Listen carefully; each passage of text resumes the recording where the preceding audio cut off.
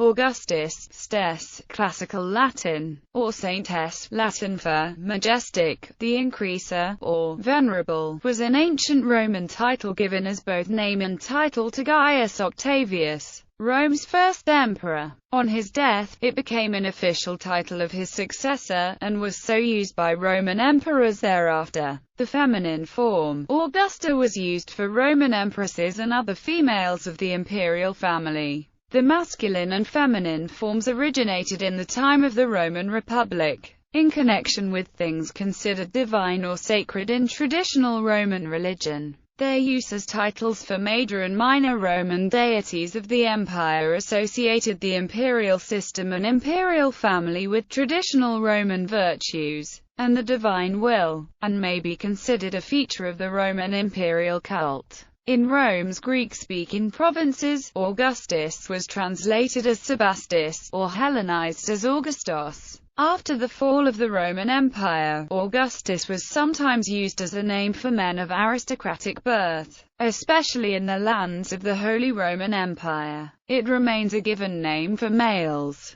Augustus. Earliest usage some 30 years before its first association with Caesar's heir. Augustus was an obscure honorific with religious associations. One early context associates it with provincial lares. In poetry and prose it was the elevation, or augmentation, of what is already sacred or religious. Some Roman sources connected it to augury, and Rome was said to have been founded with the August augury of Romulus as imperial name or title. The first true Roman emperor known as Augustus was Gaius Julius Caesar Octavianus. He was the adopted son and heir of Julius Caesar, who had been murdered for his seeming aspiration to divine monarchy, then subsequently and officially deified. Octavian studiously avoided any association with Caesar's claims, other than acknowledging his position and duties as Divi Filius, son of the deified one. Nevertheless, his position was unique and extraordinary. He had ended Rome's prolonged and bloody civil war with his victory at Actium, and established a lasting peace. He was self-evidently favored by the gods.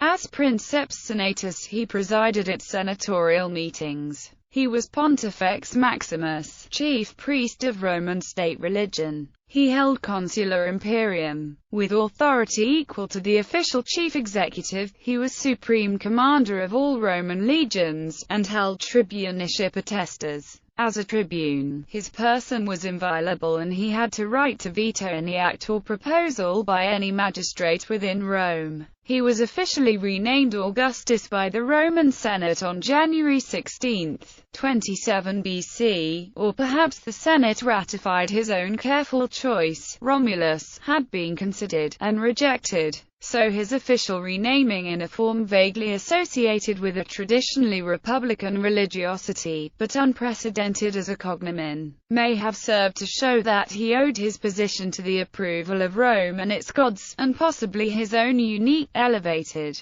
godlike nature and talents. His full and official title was Imperator Caesar Divi Filius Augustus. Augustusa religious reforms extended or affirmed Augusta as a near-ubiquitous title or honor for various minor local deities, including the Lares Augusta of local communities, and obscure provincial deities such as the North African Maras Gu Augustus. This extension of an imperial honorific to major and minor deities of Rome and her provinces is considered a ground-level feature of imperial cult. It continued until the official replacement of Rome's traditional religions by Christianity. The title or name of Augustus was adopted by his successors, who held the name during their own lifetimes by virtue of their status, offices and powers. This included the Christian emperors. Most emperors also used imperator, but others could and did bear the same title and functions. Caesar was used as a title, but was also the name of a clan within the Julian line. Augusta was the female equivalent of Augustus, and had similar origins as an obscure descriptor with vaguely religious overtones.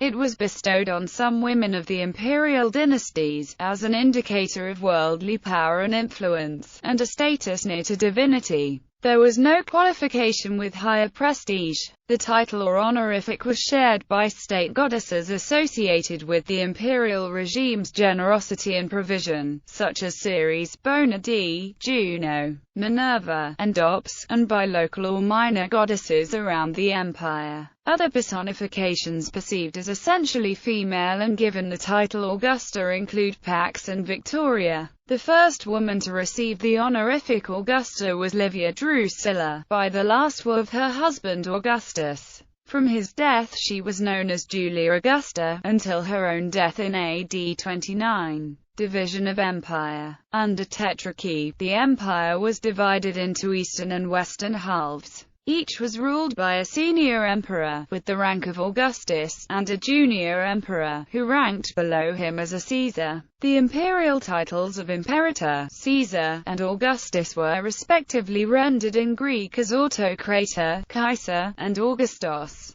The Greek titles were used in the Byzantine Empire until its extinction in 1453. Although Sebastus lost its imperial exclusivity and Autocrator became the exclusive title of the Byzantine emperor, the last Roman emperor to rule in the West, Romulus Augustus became known as Augustulus, due to the unimportance of his reign. Legacy. The Latin title of the Holy Roman Emperor was usually Imperator Augustus, which conveys the modern understanding of emperor as monarch of an empire. Augustus remains in use as a given name.